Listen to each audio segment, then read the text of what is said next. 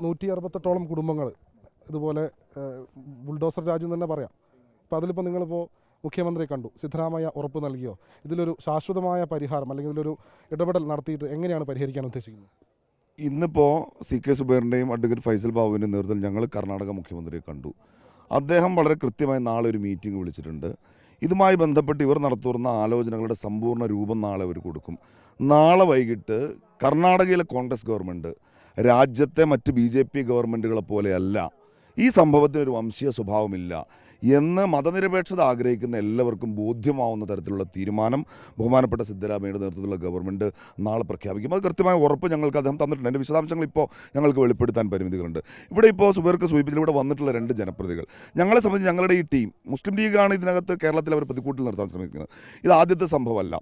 മധ്യപ്രദേശിലെ കാർഗോൺ, രാജസ്ഥാനിലെ കരൗലി, ഡൽഹിയിലെ ജഹാംഗീർപുരി, അതേപോലെ തന്നെ ഉത്തരേന്ത്യയിലെ ഹരിയാനയിലെ നൂഹടക്കം ഉത്തരേന്ത്യയിൽ സംഘപരിവാർ നേതൃത്വം കൊടുക്കുന്ന ബുൾഡോസർ രാജ് എന്ന വാക്ട് ആപ്റ്റാകുന്നത് അതിരെയാണ്. ആയിരക്കണക്കിന് മനുഷ്യരെ ₹1 സഹായം കൊടുക്കാതെ തെരുവിലേക്ക് വലിച്ചെറിഞ്ഞത് നേരിട്ട് പോയി കണ്ടവരാണ് ഞങ്ങൾ. ഇന്നിപ്പോൾ ഇവിടെ വന്ന് നാടകം കളിച്ചു പോയ ബഹുമാനപ്പെട്ട ജനപ്രതി KT ജലീൽ ഈ പ്രദേശങ്ങളിൽ UPയിൽ അദ്ദേഹം കഴിഞ്ഞ 5 വർഷം എന്ന് വെച്ചാൽ 2014 മുതൽ ഇന്ന് വരെയുള്ള 11 വർഷത്തെ ഉത്തരേന്ത്യയിലെ സംഘപരിവാർ ബുൾഡോസർ രാജിനെതിരെ ഇവരാരും ഒരു ശബ്ദം മിണ്ടിയിട്ടില്ല എന്ന് മാത്രമല്ല, KT ജലീൽ ആകെ ഉത്തർപ്രദേശ് സന്ദർശിച്ചത് 2019 അത് പ്രവാസി സമ്മേളനത്തിൽ പങ്കെടുക്കാനാണ്. യോഗി ആദിത്യനാഥിന് താമതപത്രം കൊടുക്കാനാണ്. അവിടെ ഒന്നും തിരിഞ്ഞു നോക്കാത്ത, ഞാൻ പേരെടുത്ത് പറയാണ്, A റഹീമിനെ പോലെ KT ജലീലിനെ പോലെയുള്ള ആളുകൾ തിരക്കിട്ട് ബംഗളൂരുവിൽ വന്ന് ഈ നാടകം കളിച്ച് ഒരു ദിവസം പോലും മെനക്കെടാതെ ഇവിടുത്തെ അഡ്മിനിസ്ട്രേറ്റീവിനെ കാണാതെ മടങ്ങുന്നതിന് പിന്നിൽ അവിടെ കോൺഗ്രസിനെതിരായ ഒരു പൊളിറ്റിക്കൽ ഗെയിമിൻ്റെ മെറ്റീരിയലായി ഇതിനെ മാറ്റാമെന്ന് കണ്ടിട്ടാണെങ്കിൽ കർണാടകയിലെ കോൺഗ്രസ് ഗവൺമെൻറ് അതിന് അവസരം കൊടുക്കില്ല.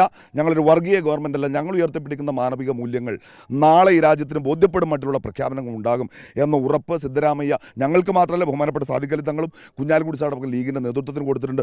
നാളെ അത് രാജ്യത്തെ പൊതുസമൂഹത്തിനും കേരളത്തിലെ സിവിൽ സൊസൈറ്റിക്കും ബോധ്യവും. അതായത് വീടുകൾ വേറെ വെച്ച് നൽകുന്നതാണോ, ഇനി താൽക്കാലികമായി വേറെ എങ്ങോട്ടെങ്കിലും മാറ്റും, അങ്ങനെ എന്തെങ്കിലും മന്ത്രി വിശദാംശങ്ങൾ നാളെ ഇതിൻ്റെ വിശദാംശങ്ങൾ ബഹുമാനപ്പെട്ട കർണാടക മുഖ്യമന്ത്രി തന്നെ യോഗത്തിന് ശേഷം പ്രഖ്യാപിക്കും. ആ യോഗത്തിൽ ഉപമുഖ്യമന്ത്രിയും പങ്കെടുക്കുന്നുണ്ട്.